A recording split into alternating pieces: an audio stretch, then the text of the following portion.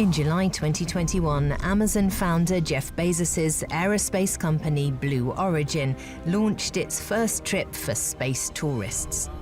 On board was the controversial entrepreneur himself. This is incredible. Oh, I love it! I love it! The flight lasted about 10 minutes. The rocket shot up over 100 kilometers, high enough for passengers to experience weightlessness. 9 days earlier, British billionaire Richard Branson had also launched into space with his spaceflight company, Virgin Galactic. Woo! The world's first commercial space flights, shuttling tourists to the edge of Earth's atmosphere and the beginning of a new era in space.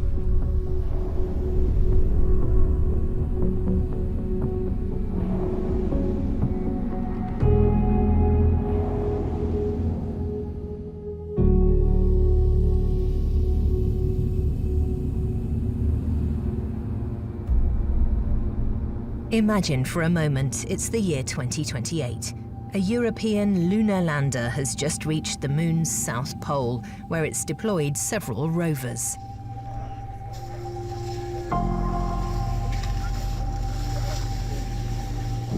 Their job is to map the area, then collect and analyze samples. Legwork that's important to this exploratory mission. Within just a few months, astronauts from NASA, the European Space Agency, and private companies will touch down here. Technology hasn't come this far, yet. But experts believe scenarios like this one could soon be reality. One thing's certain, a new space race has begun. My name is Armin Wedler. I'm from the German Aerospace Center in the Institute of Robotics and Mechatronics, and we're here at the Arches demonstration mission. In June 2022, Armin Wedler and more than 50 international scientists conducted research on Sicily's Mount Etna. We're demonstrating how we could use robots to support a space settlement, say a permanent base on the moon, and how we'd conduct scientific exploratory tasks.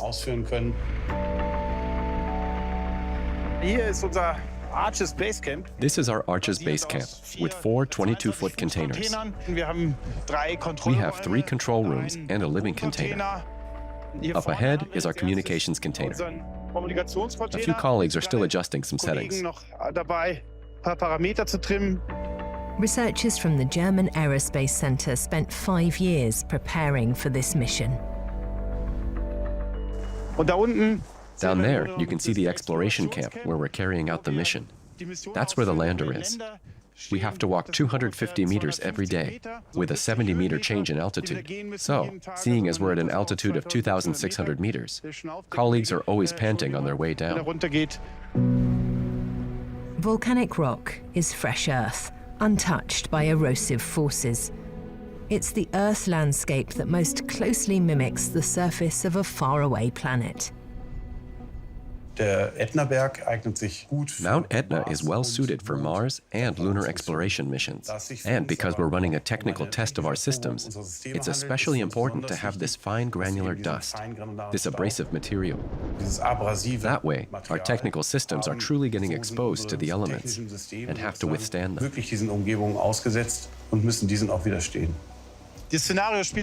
In this scenario, the lander has touched down on the planet's surface. So that's why we only really have an observation control center here. The team arrived 2 weeks ago to test out the rover's ability to navigate extremely dusty terrain.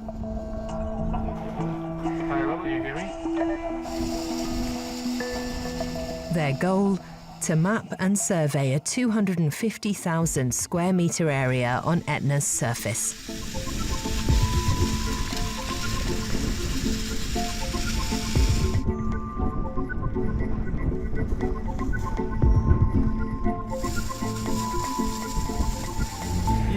In order for humans to survive on other planets one day, scientific missions like these need to succeed.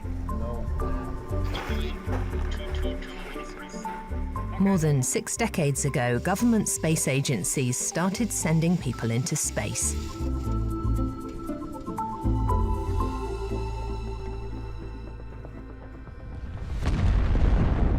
On July the 16th, 1969, Apollo 11 launched from NASA's Kennedy Space Center.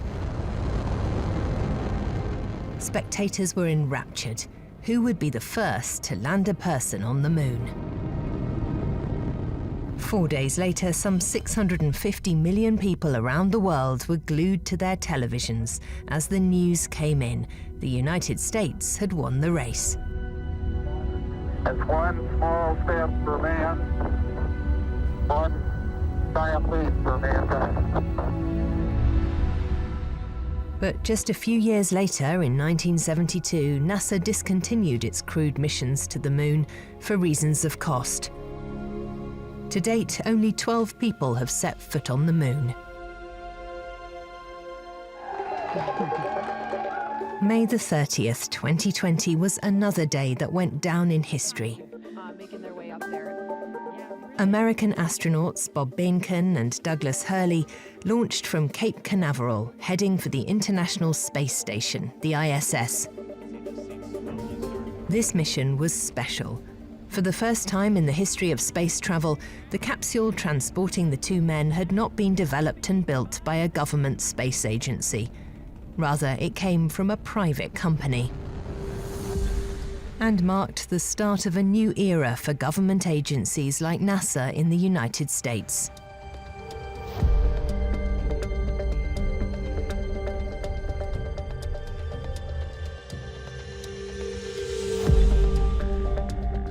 My name is Phil McAllister, and I'm the Director of Commercial Space at NASA headquarters. Right now, what we're seeing is in space, there's just a tremendous amount of opportunity, but nobody's exactly sure what's going to be the real moneymaker. Obviously, we are seeing transportation. We're seeing people make money at that. But then when they get into space, what can they do? What are things that are really going to make money? And I don't think anybody knows for certain what that's going to be. It's just their first step to doing more and bolder things. So I think the companies that are offering this capability today, Virgin Galactic, Blue Origin, SpaceX, this is just the first step to a larger, grander vision of what they want to accomplish. Commercial space companies say making Mars habitable for humans is one of their goals. An outspoken champion of this concept is SpaceX owner Elon Musk. The controversial billionaire has played an outsized role in triggering the current space boom. There are really two fundamental paths. History is going to bifurcate along two directions. One path is we stay on Earth forever, and then there will be some eventual extinction event. I don't have an immediate doomsday prophecy, but it's eventually, history suggests there will be some doomsday event. The alternative is to become a spacefaring civilization and a multi-planet species, which I hope you would agree that is the right way to go. According to Musk, saving humanity begins with traveling to Mars. So SpaceX wants to send crewed flights to the Red Planet before the end of this decade, and even start building human settlements there. From a purely geophysical perspective, I think he's right. It's only a matter of time before the next major catastrophe will strike Earth. But an important question remains. How will all these ideas work in practice? My name is Christiane Heinecke. I'm a researcher at the Center of Applied Space Technology and Microgravity. My research focus is habitation, the question of how humans can survive on the Moon, Mars, and other celestial bodies.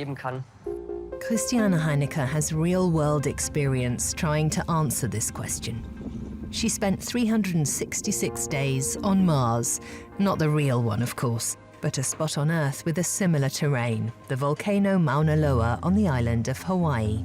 There, she and 5 other scientists from different countries lived together as part of NASA's High Seas experiment. Communication with the outside world was only possible via email and, as would be true on the real Mars, with a time delay. Venturing outside was only permitted with a spacesuit, but even a simulation like this one only scratches the surface of the challenges living on Mars would present.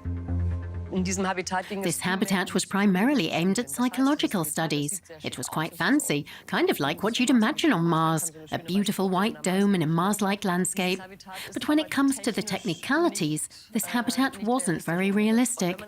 And if we actually wanted to fly to Mars or the Moon, we'd need a habitat that was fully operational. Something that would really work. That's why Christiane Heinecke is collaborating with architects, engineers and psychologists to build a habitat for space. The project is called Moon and Mars Base Analog, or MAMBA for short. This is what it could look like one day.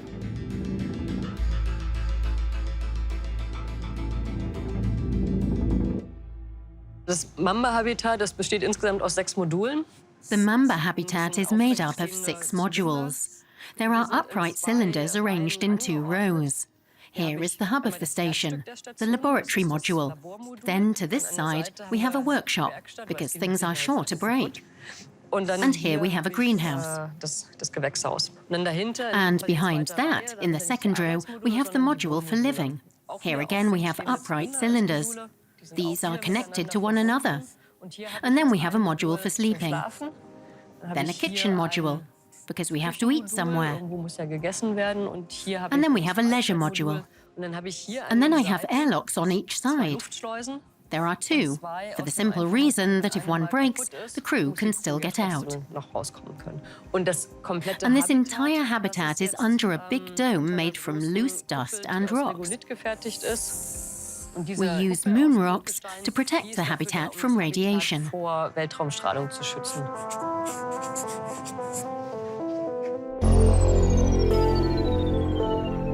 the development is still in the early stages.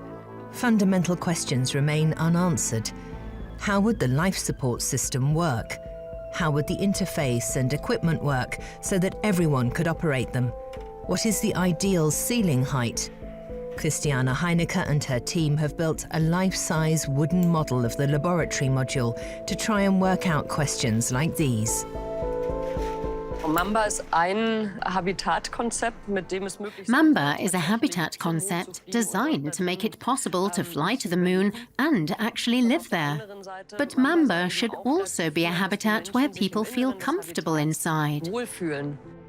We're the only ones investigating the question of how to construct a habitat that's technically functional, and then actually building and testing it. It could take 20 years before a station like MAMBA can be built in space, but these findings from Bremen, Germany could be put to immediate use here on Earth. What we need to survive on Mars are the same things we can use here on Earth. I need a system that cleans the air and recycles it. I need a system that cleans the water and recycles it.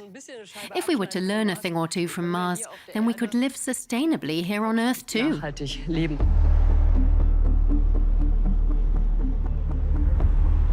The arduous journey to Mars also poses major challenges for researchers. Then, the red planet's atmosphere leaves humans exposed to deadly cosmic radiation. And the problems just get more difficult from there. My name is Stan Odenwald. I'm an astronomer. I work here at NASA, Goddard Space Flight Center.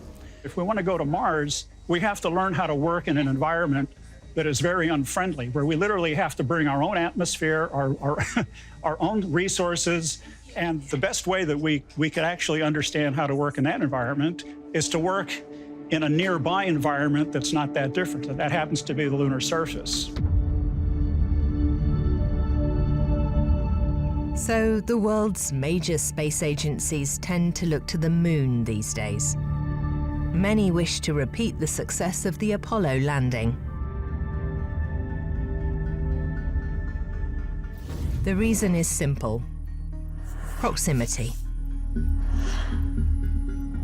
The distance from Earth to the Moon is, on average, 384,000 kilometers. That's about 30 times the Earth's diameter. Depending on its position in orbit, Mars is between 56 and 400 million kilometers away. In the best-case scenario, the journey to the red planet would take 6 months. For that reason alone, the Moon comes cheaper from a purely economical standpoint. The trip takes just 3 days and requires a fraction of the fuel. A shuttle service between Earth and the Moon might even be feasible, thanks to advances in aerospace technology.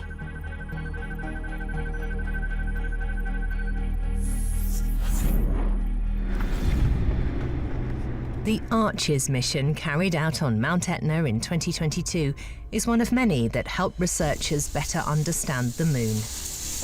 Here, the team is testing rover prototype LRU-2, designed to explore unfamiliar and difficult-to-access terrain. The rover navigates autonomously, identifying objects of interest and collecting samples. Just give 1 centimeter more and let's try again. This task is especially delicate. The LRU-2 should deploy a laser module to analyze the surface samples it has collected. So far, the task has never been carried out successfully. If it doesn't work and the arm crashes into the cameras, we'll have to start all over.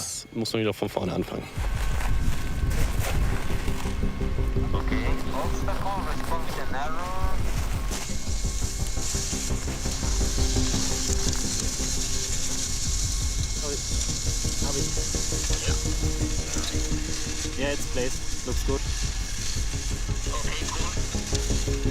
Ah, yeah, it's moving back. Yes. Oh, thermal shutdown. Yeah, the arm went into thermal shutdown. Another failure. That's how it goes in scientific research. Some days it works, some days it doesn't. When you stand down here all day waiting for something to work, and then finally it's just about to work, and then there's some error again, and then it starts all over again, well, that can be a bit demotivating. When you're always standing here waiting, and now something works, and then the next error pops up again. But yeah, step by step. Step by step. Test missions like these cost millions and have no direct financial benefit, a risk most profit-driven companies would never take. Without these technologies, without this development that you see here, commercial ventures wouldn't exist at all. They're based on these advancements in knowledge. And it often happens that people train here, then end up working in commercial institutes. SpaceX may be sending the rockets, but the technology required for space exploration is developed at the expense of the state. 2021 marked a record year of government spending on space programs, and that investment is only growing. China is pouring money into space exploration, and it's emerging as a new big player among the traditional space powers.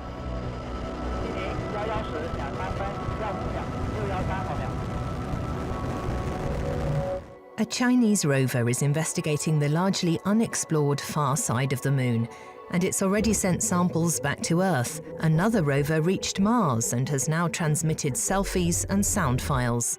China is also building its own space station. The reasons for the station are simple. First, our technology is ready. Second, we want to be a strong space nation. Therefore, we need to expand our potential to send people into space. We need to venture deeper into space so that we can use space peacefully. Parts of the Chinese space station are already in orbit, and the first taikonauts, a term used for Chinese astronauts, have already visited. In March 2021, China signed a memorandum of understanding with Russia's space agency, Roscosmos, to build a joint lunar station. The global race to the Moon is in full swing once again. Yeah, there might be a little bit of a race, right? Who is going to establish the values and the framework of how we're going to operate in space? I think we would like those values to reflect our current values here in the United States, and to be able to do that, You need to be able to be out there. There are some states that share knowledge openly. There are other states that are very, very secretive about what they're doing, why they're doing it, and the results. So I think there's always going to be a tension between these two. Das macht mir große Sorgen und da glaube ich müssen wir als Europäer. I'm very concerned about this. I think we as Europeans absolutely must be prepared to act, or else we'll miss the boat. An uns vorbei. Why are humans so fascinated by space in the first place? To date, some 600 men and women have actually traveled to space. We asked one of them. My name is Kayla Barron. I'm an active duty naval officer, a submarine warfare officer, and a NASA astronaut. Kayla Barron was the 601st person in space. She spent 176 days on the International Space Station. It's incredible. It's actually pretty hard to describe. There's just so many exciting moments, whether that's launch, re-entry, spacewalks, robotic operations, science campaigns. It's a humbling experience and a huge privilege to be a part of the team.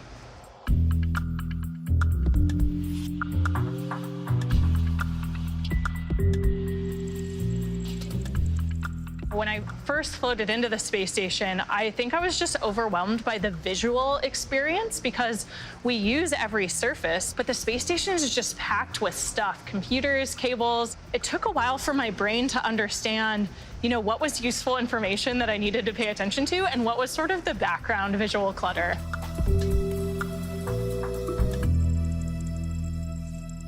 It kind of gives you a sense of how big the structure is. These are the modules that we actually are living and working inside. So when you see video from us inside, we're inside these pressurized modules. But then you can also see the unpressurized section of the space station, this huge truss that primarily supports the solar arrays and our radiators. So that's how we get power and get rid of heat.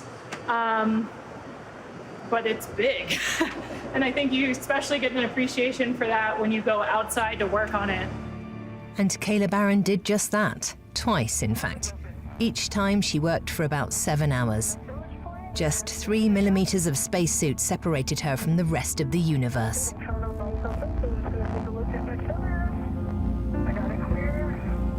When you look out the window, these views are incredible, but you're looking out a window. And there's something about being in a spacesuit that's really cool because when you look out your visor, there's nothing in your peripheral vision. And so you really are like, I'm out in the vacuum of space in this tiny spacesuit on this tiny thing on this giant space station, just zooming around the planet. When you look up and take in those incredible views, it just takes your breath away. Many astronauts who have seen Earth from this extraordinary perspective describe the experience as transformative.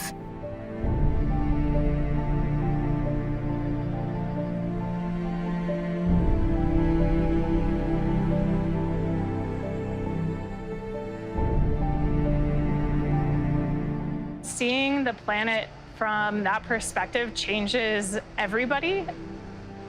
The first time I looked at the Earth, seeing it as this interconnected organisms with all of these different ecosystems, all of these different species living all over the planet, I think it really made me, as an individual human being, feel like I was a steward of the planet. You just feel really amazed that Earth even exists and that we get to exist on it.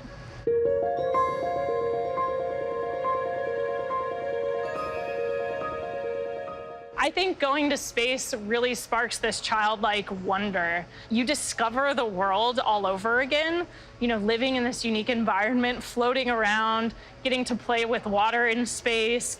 I think we all felt like kids a lot of the time. When you get to space, you have to learn how to move around again, how to go to the bathroom, how to eat, how to get water, like all of these things that we take for granted in our day-to-day adult lives down here. You have to relearn up there. So yeah, definitely made me feel like a kid again in a lot of ways.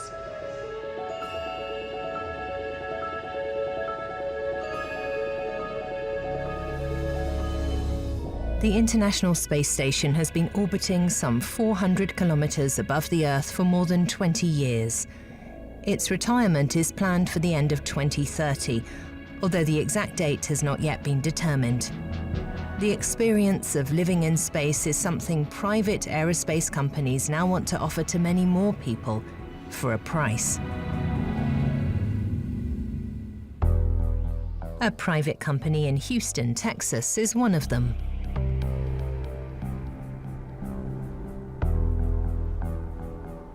I'm Matt Ondler. I'm the Chief Technology Officer for Axiom Space. Axiom Space's primary business model is to build the first commercial space station, which is incredibly complicated. The concept is clever. The basic idea is to utilize the infrastructure of the ISS, gradually docking 4 new modules onto it. It is more of its own station, but we're able to leverage certain resources on the ISS. For example, we'll get power from the ISS early, so it makes it easier to build a space station when you're building it off of the ISS. It's like going camping, but you got running water and electricity. This is our entire station, the first 2 modules, plus the 3rd module, which is dedicated to research and manufacturing, and then the power thermal module. The Earth Observatory. These are the largest space windows ever attempted. They're about 2 meters by 1 meter. That's where all the Instagram pictures will be taken, is from the Earth Observatory. NASA is supporting this project with $140 million US. What they're building is essentially a highly exclusive space hotel. Here's a mock-up of our crew quarters. So this is where the astronaut will sleep, get some private time. They have a window that looks at the Earth, which will be pretty amazing. And then, of course, they have a infotainment center where they can monitor the station. Important to be able to kind of get away from the rest of the crew every once in a while. I always say that the inside of the International Space Station looks like a crazy person's garage. There's just stuff everywhere. And some of that is because it's evolved over many years and it wasn't always planned to be how it is now. We're a little beyond that, where we're leveraging a lot of experience from the ISS. So we will be able to build our commercial space station for 1/100th the cost of what it took to build the ISS. We're not trying to solve science problems. We're not trying to solve technology problems. It's really an engineering problem. And so when you're solving engineering problems, it's a lot less costly to do than if you're trying to break through on some fundamental physics. Axiom Space already completed 1 mission. In April 2022, 3 investors were sent into space, along with former NASA astronaut Michael Lopez Alegria. The estimated price for a single ticket, $55 million US.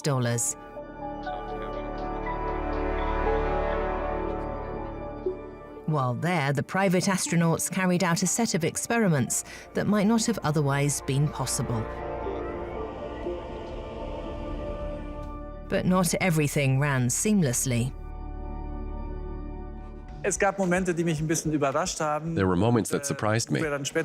What we said in our feedback was for future private missions, some things will need to be modified. I'll put it that way. They could only carry out their experiments with our help, which meant we sacrificed our working time to help with their experiments. There was a lot of learning and figuring things out on both sides and a long process. We're seeing a lot more countries interested in flying country astronauts.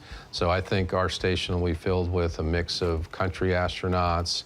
There might be astronauts from particular companies. And then we hope, too, that we're the place where NASA sends its astronauts to do work, too. If you look historically, since the beginning of the space age, probably about 500 people have flown to space. About 95% of them have been government employees.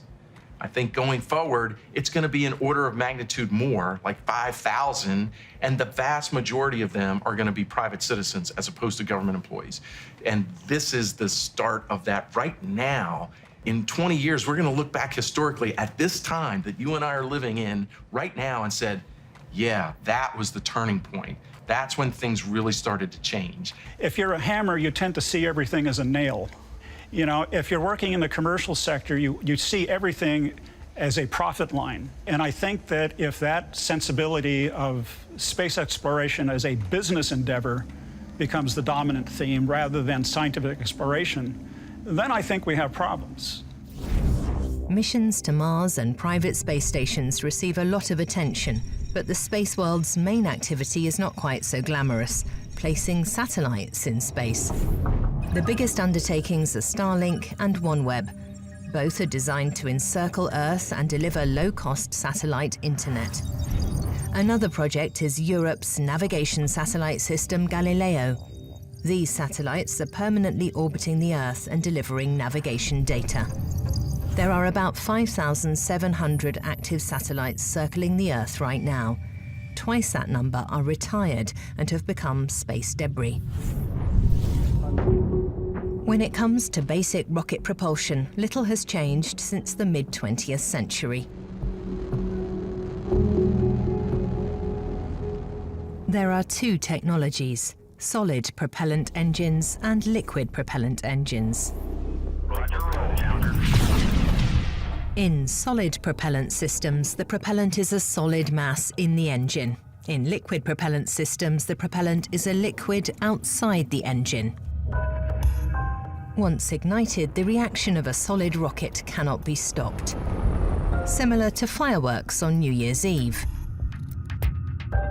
In the liquid propellant engine, chemical components are carried in separate tanks and delivered to the actual engine. This allows for thrust regulation, meaning that the drive can be controlled during flight.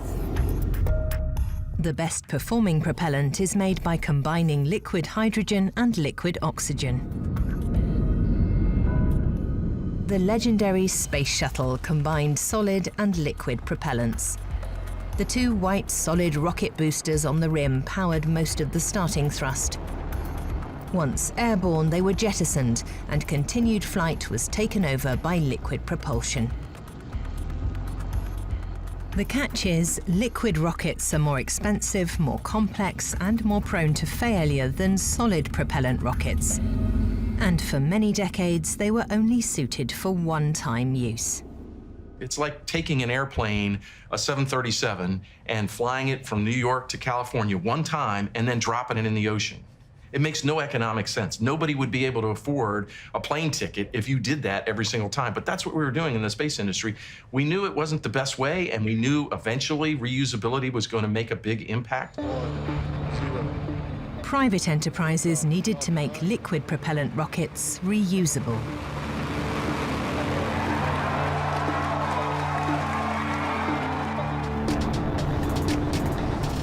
In 2015, one company succeeded: SpaceX.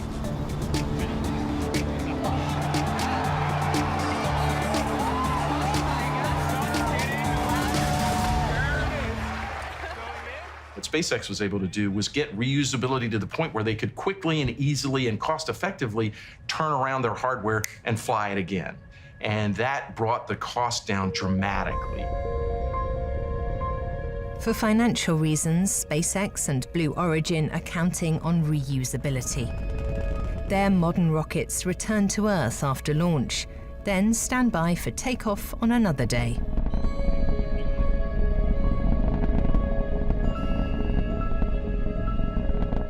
To achieve this, there needs to be a pilotable rocket, reusable propulsion technology, and the guarantee of a safe landing.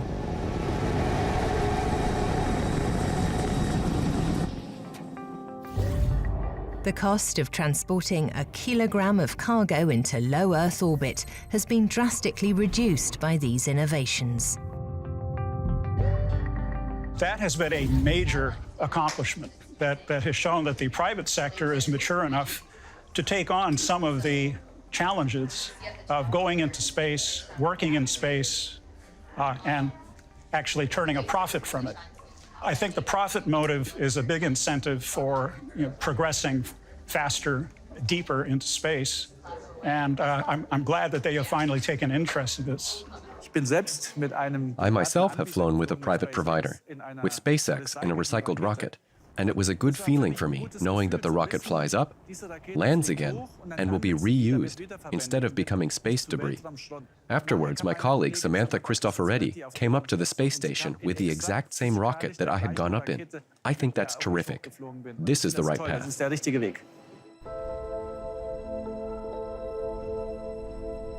But the most extensive research is still primarily conducted by government agencies like NASA, the European Space Agency, or the German Aerospace Centre. like here on Mount Etna with the Ardea research drone. If we look at Ardea, you can see here that we have a total of 4 cameras, each forming 2 stereo pairs. And with that, it can perceive great depth. It flies with only camera systems and IMU sensors. IMU is accelerometers, gyroscopes. It's kind of like the inner ear in humans. So with Ardea, we can not only conduct planetary exploration on the surface, but we can also fly into lava caves and explore other caves as well. Markus Müller and his team have been working on this technology for more than a decade. Their drone models the environment in real time, offering 3D visibility. This is essentially the brain of Ardea. It contains all the computational components and the cameras, so it's kind of the eyes of Ardea. And on the other side here we have the propulsion system, the drive system of Ardea. The rotors are still on. If we were on the moon now, we wouldn't have any air there. That means we would need a different propulsion system, and we'd use jets, and that's how we'd move. A system like Ardea works without GPS, instead utilizing its own measurement sensors. The goal is for drones to one day navigate other planets autonomously and map their surfaces. Here on Mount Etna, the drone is deployed to study the terrain.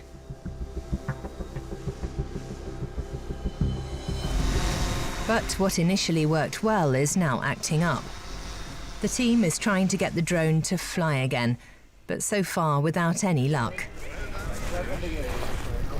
The problem is that we flew once, and it happens every now and then that we see slight anomalies and that the copter goes slightly into the pitch, so it makes almost a 45 to 50 degree pitch turn and then crashes.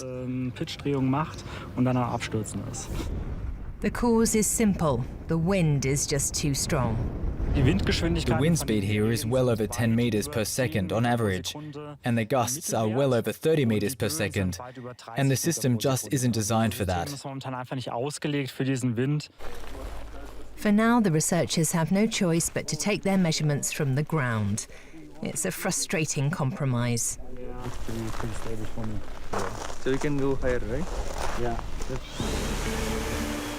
There's still a long way to go and an extraordinary amount of effort needed before the technology can be deployed in space. We're here to explore and advance technologies. Our vision is that we can achieve more by using heterogeneous robots, different types of robots, than we can with just one system. We believe that combining robots with different skills, we can solve the tasks better. It's like when different people work together, engineers, scientists, and technicians. Technologies still being tested for future space missions. But some are already thinking beyond that.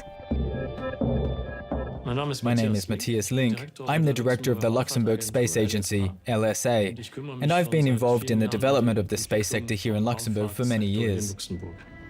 The small country was once one of the world's largest producers of steel. Today, Luxembourg is a driving player behind a new idea: space mining. In principle, all resources exist in space. Everything you find on Earth, you can also find in space. That means if humans expand out into the solar system, to the Moon, later to Mars, and maybe at some point even further, it just makes sense that you use the local resources. One possible target: meteorites containing platinum and gold. The Moon contains rare minerals. It also has frozen water that could be used to produce fuel and breathable air. Then there are the so-called M-type asteroids. These contain precious raw materials that could, in turn, be used in future space projects. For now, the resources in space seem infinite. Most of the science fiction stories I read in high school and middle school were all about, families that bought their own rocket and went up to the asteroid belt and mined and, did stuff like that. I think it's kind of cool, but the problem is that it's not like those resources are going to come back to the Earth. It all sounds like science fiction at first. It's really more of a long-term endeavor and will happen on a relatively small scale. Let's say in the next 10 years. Then, bit by bit, it will continue. In the coming decades, new markets will emerge. The search for space resources could become a booming business. In 2017, Luxembourg adopted a legal framework to mine raw materials in space, becoming only the second country after the United States to do so. The hope is this will enable exclusive access to this new potential market. No one owns outer space, but it gets murky when it comes to the resources out there. If you fly to the moon and take a rock and process it, or you drill for water and use it, things start to get complicated. This means we absolutely need an international framework that can effectively usher in these technical advancements and can repeatedly be modified as needed. It's quite clear that a single Luxembourg law cannot be the solution.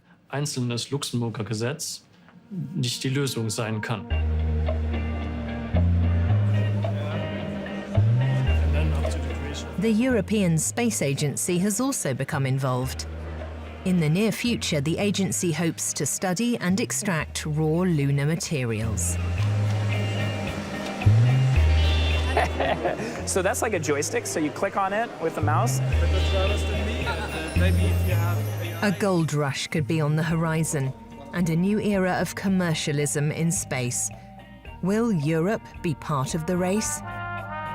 Europe is, on the one hand, a leader in space. When it comes to satellites, Earth observation, and navigation, we have very strong programs. But in the field of exploration and astronautics, we're always in the shadow of NASA. I think Europe has to be braver. We shouldn't let this new space development, which we see in the United States, pass us by. If we act, Europe can also be world-class.